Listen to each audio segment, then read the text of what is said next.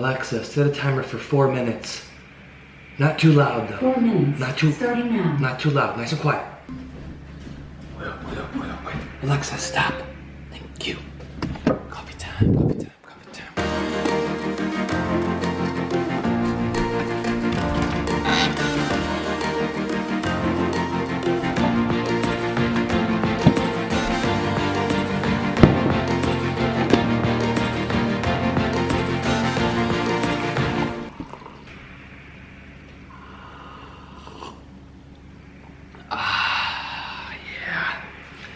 I was able to sip my first sip of coffee before Lincoln woke up. This is gonna be a good day. It's gonna be a real good day.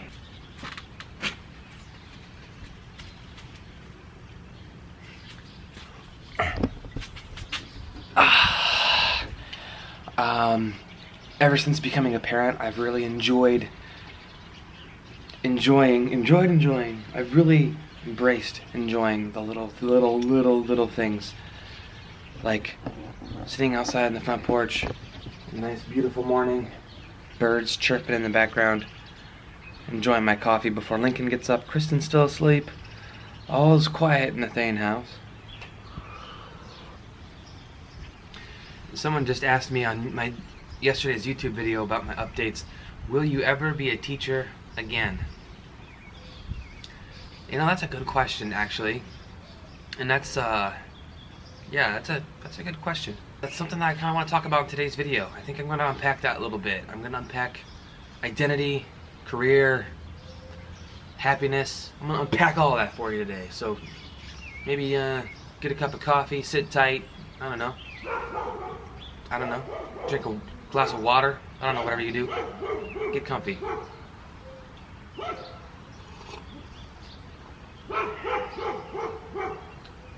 Obviously can't film out here of the hounds. There's dogs everywhere.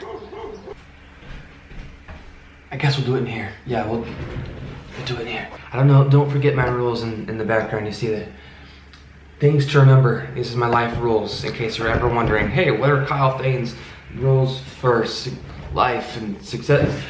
1, don't be an idiot. 2, be your best self every day. 3, someday you're gonna die. Those are my 3 mantras that I need to always remind myself of. So much better. Okay, welcome to the lair where all the magic happens, all the video making gets done. In the background you might be able to hear ocean waves. No, I don't live by an ocean. That's Lincoln's sound machine. That's what's keeping him fast asleep right now, so I can talk to you. So don't mind the, maybe it'll calm me down. I don't know. Okay, so will I ever be a teacher again? Answer: I'm always going to be a teacher. I think too many people, myself included, tie so much of their self-worth and their identity to what they do every single day to make money. And the reason why is because our society is set up to do that. What did we all do? What did most of us do? We all went to college. We all went to college and spent an exuberant amount of money. I think that's the right word, exuberant. If not, let me know.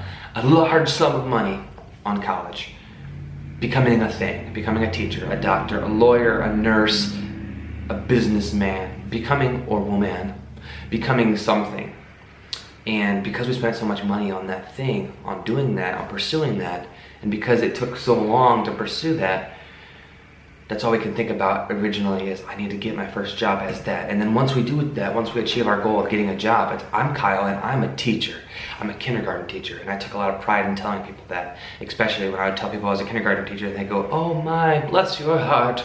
We need more men in education and it's so special that you could, okay, I liked hearing that. I also liked doing it. I liked teaching. However, it's one of those things where you can get yourself into a bit of a dangerous situation if you tie all of your self-worth and all of your identity to what you do, to how you are trading your time for money, because that's literally what you're doing when you work, is you're taking away your time, you're giving somebody your time, and in exchange, they're giving you money for a thing that you do. And hopefully, and you know, the lucky ones of us get to spend our time doing things that we enjoy. But that doesn't change the fact that that's what we're doing.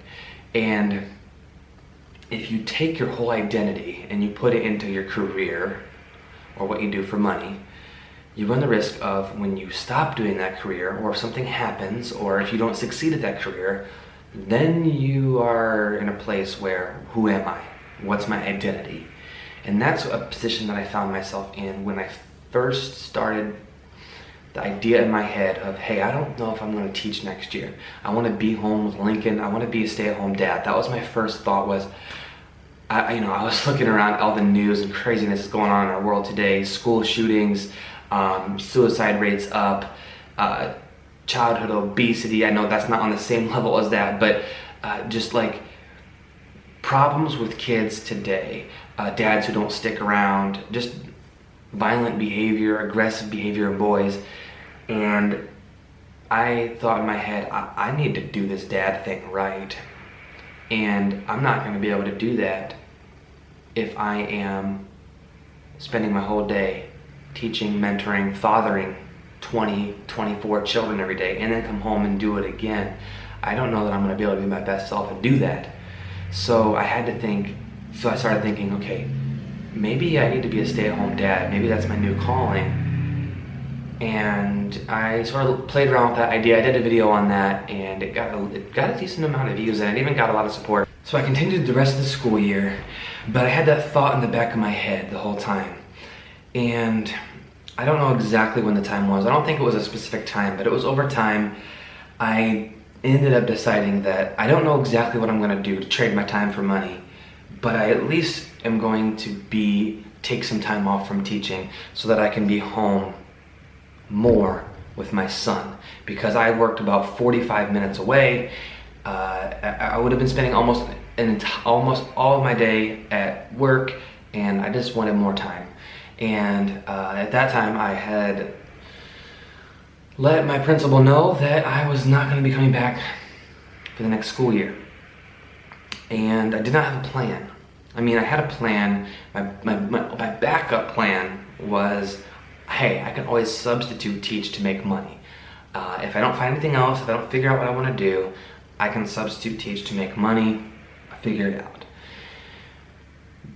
That was all good and well, except for it was eating away at me, because I had to start dealing with the idea that I'm not a teacher anymore. Then who am I? If I'm not a teacher, if Kyle Thain's not a teacher, I mean, I started a YouTube channel about teaching. I mean, it over time developed into what it is today, which is about all kinds. I mean, it's about my life. It's about being a new dad. It's about being a vegan. It's about being a minimalist, as well as my teaching tips. But if I'm not a teacher, then who am I? What am I? And that's something that I was struggling with for the longest time, my identity, because like I put all my time, effort, money, soul into teaching. And now what am I then if I'm not a teacher? And it wasn't until recently where I realized it doesn't matter what I do for money, and it doesn't matter if I'm a classroom teacher or not, I'm always going to be a teacher. I'm always going to have those skills and abilities. I'm not going to forget the stuff that I learned in college, in my actual teaching experience. I'm not going to forget that. I have certain gifts and abilities that lend itself well to that craft of teaching, and that transfers very well to many other things. And so when I found out that there was going to be an opening at the community center for a youth coordinator working with older kids, 6th to 12th graders, it was like God sent. I'm like, this is one of those God things. Like in my life, like there's certain things that had happened, and I'm like, that's God intervening right there. Like, I don't know what else it could be. I was sitting there, I was struggling with my identity. I was thinking, I don't want to substitute teach next year. What am I gonna do? I guess I can I'll work at a coffee shop part-time or something. I'll figure it out. And I was sitting on my computer, and I got a Facebook message from my mom. She's always like looking out for stuff, for everything. I can always count on her to message me some good news or something. But sometimes she'll message me like funny videos or something, so I'm like, okay, well, maybe I'll get a good laugh. And she messaged me the job posting for my current job, and as soon as I saw it, I'm like, this is, I mean, it's fate. Like, this is a God thing. Like, I applied, got the new job, and now I'm using all my skills in a different way. But my job now runs parallel to teaching. No, I'm not teaching lessons. but I am mentoring kids. I am being there for kids. I'm interacting with kids. I am working and being a role model and engaging with kids, older kids, which gets me excited because I didn't do that in my teaching career. I was a kindergarten teacher. And so to circle back to the question, will I ever teach again? I'm teaching right now. I'm teaching every day. I gotta teach Lincoln everything that I know. I gotta teach him how to be a man. I gotta teach him how to be a good person. I gotta teach him, everything that I know, I gotta teach him. So I'm always gonna be a teacher. Now, as for am I gonna go back to the classroom ever? That's something I've learned in my life to never say never. When I moved from my small town of Gilboa, where I live now, population under 200, to the big city of Chicago, if you would have told me that I would have moved back to my hometown, bought the house with a nice old man who lived across the street from me growing up, and I would not be teaching in the classroom anymore, if you would have told me that 6 years ago, I would look you right in the eyes. I would have said, you are out of your mind. So, yeah, I'd learned to never say never, so I don't know. But I do know that I'm loving what I'm doing right now. And I do know that I'm always going to be a teacher in one way or another. But I think it's very important that you yourself are not tying everything that you are into your career. Because if something goes wrong, if you get hurt on the job, if life happens and you can't teach anymore, or you just simply get burnt out, then you're sitting there with an identity crisis. Instead of thinking of yourself as a teacher, think of yourself as a person with a certain set of skills that can be applied to many different fields, many different things. I learned this from the minimalists. If you don't know who the minimalists are, Google it. They're the people who have inspired me to try to live a more minimal life, purposeful life. One of them says, one of his famous quotes is, I don't ask people what they do anymore for a career. I ask people, what are you passionate about? Because when you ask somebody what they're passionate about, the answer is very different many times than, hey, what do you do for work?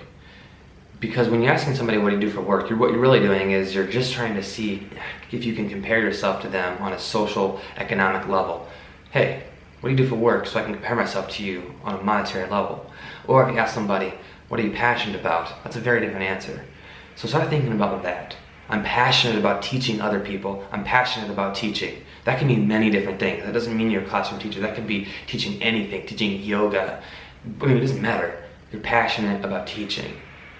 Jesus was a teacher, right?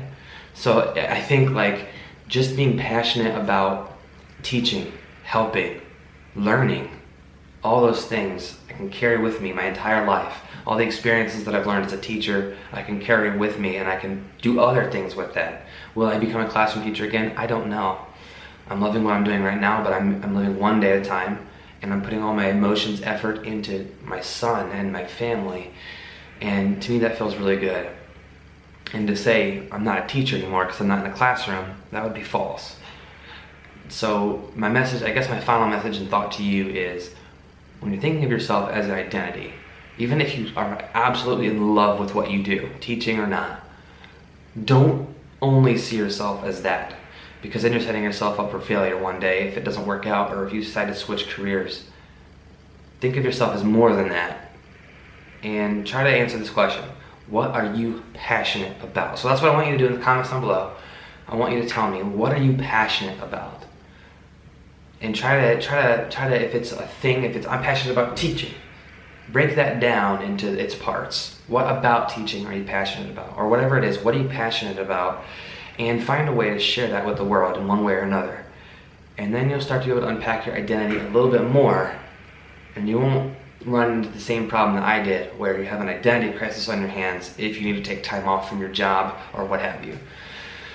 So, well, this was nice. I got my coffee in, talked to you. It's not even 8 o'clock yet. It's gonna be a darn good day. So, full day for me of taking care of Lincoln and going to work and living my life. So, I hope you enjoyed this video. If you did like it, give it a thumbs up, and I'll see you tomorrow. Find your gift, share it with the world, and remember, you are worth it. See you tomorrow.